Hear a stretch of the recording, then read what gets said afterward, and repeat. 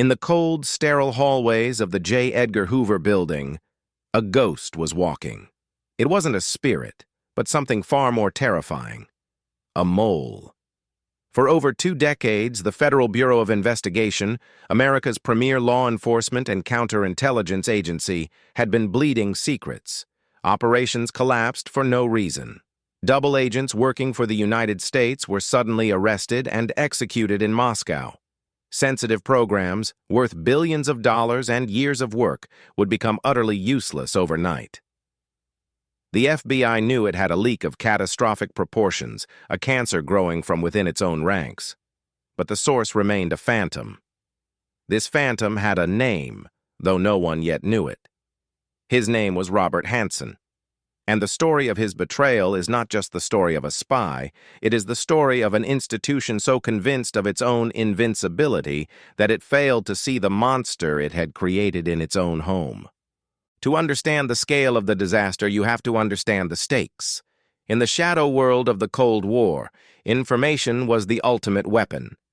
The FBI and CIA spent fortunes recruiting Russian officials, scientists, and military officers, turning them into assets who would feed America vital intelligence on Soviet capabilities and intentions. These assets were the eyes and ears of the West behind the Iron Curtain. Their lives depended entirely on secrecy. But in the mid-1980s, America's eyes and ears started going silent. Valery Martinov and Sergei Motorin, 2 KGB officers secretly working for the FBI, were abruptly recalled to Moscow, tried for treason, and executed with a single bullet to the back of the head. Their handler at the FBI, a man who had worked with them for years, was devastated. The losses were a body blow to American intelligence. Something or someone had given them up. For years, the FBI and CIA engaged in a frantic, paranoid mole hunt. The investigation tore the agencies apart, with each suspecting the other. Finally, in 1994, they found their man, Aldrich Ames, a disgruntled alcoholic CIA officer who had sold secrets for cash. Ames confessed to betraying a dozen Soviet assets, including the 2 men working for the FBI. The case was closed. The intelligence community breathed a collective sigh of relief. The monster had been caught. The bleeding had stopped. But it hadn't. Even after Ames was locked away in a maximum security prison, strange things kept happening. An investigation into a Russian intelligence officer in Washington, D.C. suddenly went cold. The target apparently tipped off.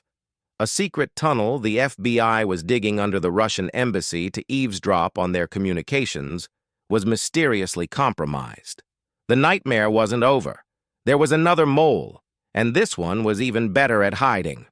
By the late 1990s, the FBI was forced to accept a horrifying truth. Aldrich Ames wasn't the only traitor. There was another who had operated in parallel and was still active. A new, top-secret task force was formed. This time, the investigation was different.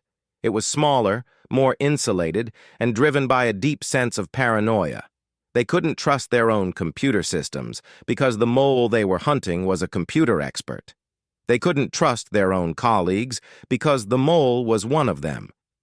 The team worked out of a secure, windowless room, sifting through old files, looking for a pattern, a ghost in the machine. They codenamed their quarry Gray Suit. He was an expert in counterintelligence. He knew every trick the FBI used to catch spies because he had helped write the book on them. He was a master of his craft. He was also, at that very moment, walking the halls of the FBI, passing by the very people hunting him, perhaps even offering them advice. Robert Hanssen was, on the surface, the perfect FBI agent. He was quiet, analytical, and brilliant. He dressed in funereal black suits, was a devout Catholic, and a member of the conservative religious group Opus Dei. He was a married father of 6, who lived a modest life in the suburbs of Vienna, Virginia. Colleagues saw him as socially awkward, a bit arrogant, and utterly dedicated to the Bureau. He was the man the FBI trusted to run its analysis unit on Soviet intelligence. He was the man who gave lectures to new agents on the importance of operational security. He was the man who, in a breathtaking display of irony, was once assigned to find the source of the leak that was, in fact, himself. Hanssen was a walking contradiction, a man of God who frequented strip clubs and posted explicit stories about his wife online, a patriot who methodically sold out his country's deepest secrets for over 20 years. He wasn't just a traitor.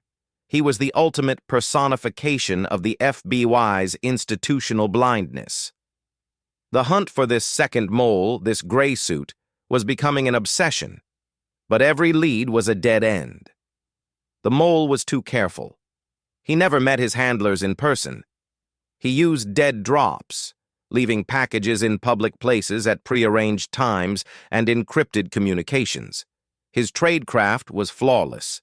The FBI was hunting a reflection of its own best practices. The investigation was stalling, and the damage was ongoing. Every day that passed, the mole was in a position to hand over more secrets. He had access to everything: FBI informants, ongoing investigations, nuclear war plans, the identities of every double agent working for the U.S. The potential for damage was limitless. The break in the case didn't come from a clever piece of detective work in Washington. It came from a source deep inside Russia. An anonymous KGB officer looking to make some money offered the CIA a prize: the actual original file the KGB kept on their high-level mole inside the FBI. For a price of $7 million, he would hand over the entire thing. The CIA, desperate, agreed. When the file arrived, it was a bombshell. It contained a plastic bag with a fingerprint from the mole and a cassette tape of his voice from a call he made to the KGB years earlier. The man on the tape was speaking to his Russian handlers. His voice was calm, confident, and chillingly familiar. The hunt for Gray Suit was about to come to an explosive end. The cassette tape was the key. FBI investigators listened to the mole's voice over and over again. It was muffled, distorted by the recording, but there was a distinct cadence, a particular way of speaking. The man on the tape mentioned a quote from General George S. Patton. This tiny detail lit a fire in the mind of a junior analyst on the task force. He remembered an agent, a strange, bookish man named Robert Hanssen, who was obsessed with Patton and often quoted him. The analyst dug up a personnel file. He found Hanssen's picture. He found his job history, a long, winding career through the FBI's most sensitive counterintelligence units. Every post Hanssen held lined up perfectly with a major intelligence leak. The timeline was a perfect match. The puzzle pieces, scattered for 2 decades, began to slam into place with horrifying clarity. The team then compared the fingerprint from the KGB file to Hanssen's on record. It was a perfect match. The ghost had a face. The monster in their midst was one of their own senior executives. Robert Hanssen, the devout Catholic, the family man, the computer genius, was the traitor. The revelation sent a shockwave through the highest levels of the FBI. This wasn't just a betrayal, it was an institutional humiliation. The man they had been hunting was not some low-level clerk. He was an insider's insider, a man who had been given immense trust and responsibility. The decision was made. They had to catch him in the act. They couldn't just arrest him in his office. That would allow him to deny everything, to claim he was being framed. They needed undeniable proof of his treason. They had to catch him at a dead drop. The task force began to shadow Hanssen's every move. This was an operation of unprecedented delicacy. They were surveilling one of their own senior agents, a man who had trained others in how to spot surveillance. They used satellites to track his car, hidden cameras to watch his home, and elite surveillance teams to follow him on foot. They had to be perfect. One mistake, one suspicious glance, and Hanssen would know he was being watched. He could destroy evidence, or worse, he could flee. To get the final piece of evidence they needed, The FBI devised a brilliant ruse. They created a fake new job for Hanssen. He was promoted to a senior position overseeing the FBI's computer security, a position that didn't actually exist. They gave him a plush new office and a dedicated assistant, a young agent named Eric O'Neill. O'Neill's real job was not to assist Hanssen, but to spy on him. He was told Hanssen was a sexual deviant, and that his job was to look for evidence of his perversions. The FBI couldn't risk telling a junior agent the full truth, that his new boss was the most damaging spy in American history. O'Neill, young and ambitious, took the job. He found himself in a psychological chess match with a man he found both intimidating and pathetic. Hanssen was condescending, preachy, and obsessed with security protocols, constantly lecturing O'Neill on the dangers of being watched. Every day, O'Neill had to maintain his cover while secretly downloading the contents of Hanssen's Palm Pilot, a small digital organizer where the spy foolishly kept notes on his illicit activities. It was on that Palm Pilot that O'Neill found the smoking gun. He found a date and a code, a reference to Foxstone Park, a quiet little park just a few miles from Hanssen's home. The FBI knew this was it. This was the date of his next dead drop, his next delivery of American secrets to the Russians. The trap was set. On the afternoon of February 18, 2001, a massive yet invisible federal operation focused on that one small park. Hundreds of agents, dressed as civilians, were in position. Some were walking dogs, others were pretending to jog. A black helicopter hovered miles away, its thermal cameras trained on the park. Every bush, every tree hid an armed agent. The entire area was a kill box, waiting for its target. They were all waiting for one man to make the last and worst mistake of his life. As dusk fell, Robert Hanssen left his home. He told his family he was going for a drive. He drove to a nearby church to pray, a final twisted act of piety before committing treason. Then he drove to Foxstone Park. The surveillance teams watched as he got out of his car, dressed in his signature black coat. He walked calmly along a wooden footbridge that crossed a small creek. He was carrying a black plastic trash bag. The agents watched, their hearts pounding. This was the moment of truth. Hanssen stopped, looked around, and then casually dropped the package underneath the bridge. In that package were documents detailing some of America's most sensitive national security programs. He then walked to another spot in the park and picked up a package left for him by the Russians, containing $50,000 in cash. He had done it. He had fallen into the trap. As Hanssen walked back toward his car, the signal was given. From the shadows, armed FBI agents swarmed him. "FBI! Freeze!" they screamed. Hanssen, the master spy, the man who had outsmarted the entire U.S. intelligence community for 2 decades, was so stunned he didn't even have time to react. He dropped the package of money. An agent slammed him against his own car. "What took you so long?" Hanssen muttered, a line of pure arrogance and defeat. He knew he was beaten. The ghost who had haunted the FBI for a generation was finally in chains. But the arrest was not an end. It was the beginning of a painful and humiliating reckoning. The FBI now had to face the full horrifying scope of the damage. They had their man, but now they had to figure out exactly how much he had destroyed. With Robert Hanssen in custody, the FBI began the painstaking process of damage assessment. It was like performing an autopsy on 2 decades of failed intelligence. Investigators sat with Hanssen for hundreds of hours, debriefing him, trying to map the black holes he had created in their knowledge of Russia. The scale of the betrayal was staggering. It went far beyond the double agents who were executed.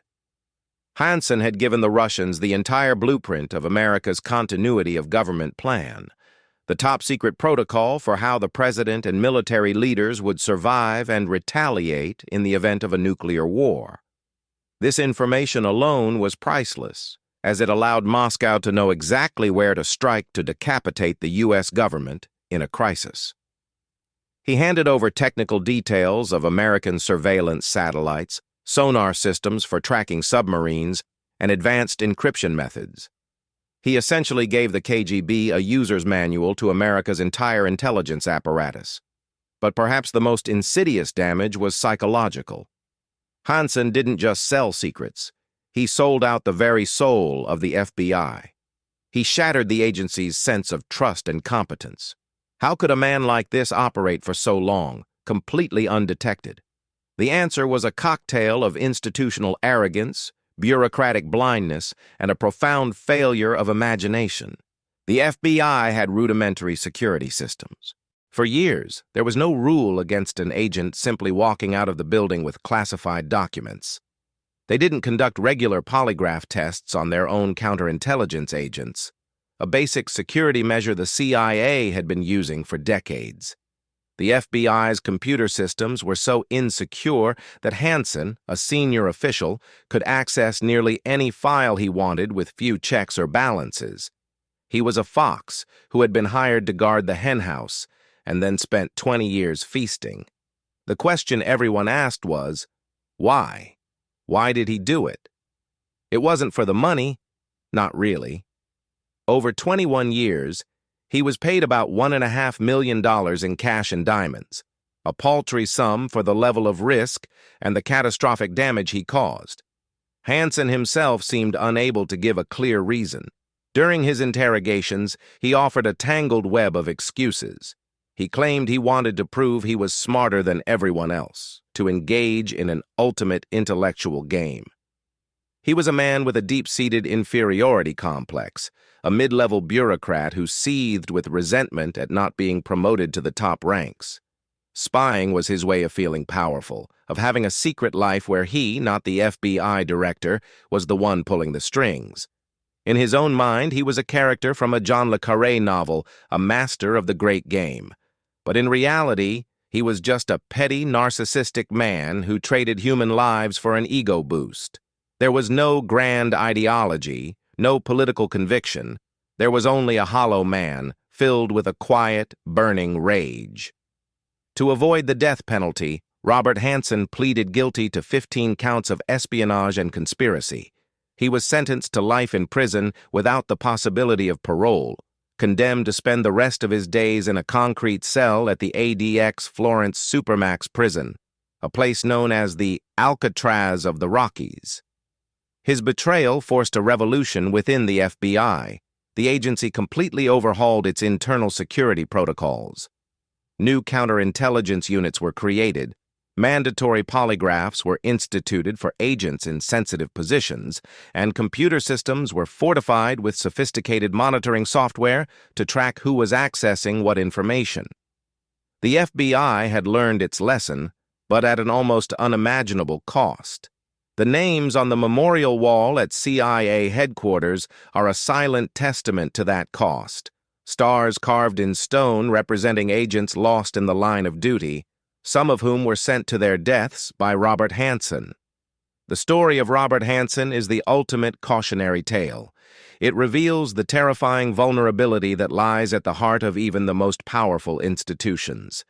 It shows that the greatest threat often comes not from a foreign enemy, but from a trusted face in the crowd, a quiet colleague down the hall. For 21 years, Hanssen lived a lie, a double life of prayer and profanity, of patriotism and treason. He was a walking, breathing intelligence disaster, a black hole of betrayal that warped American national security for a generation.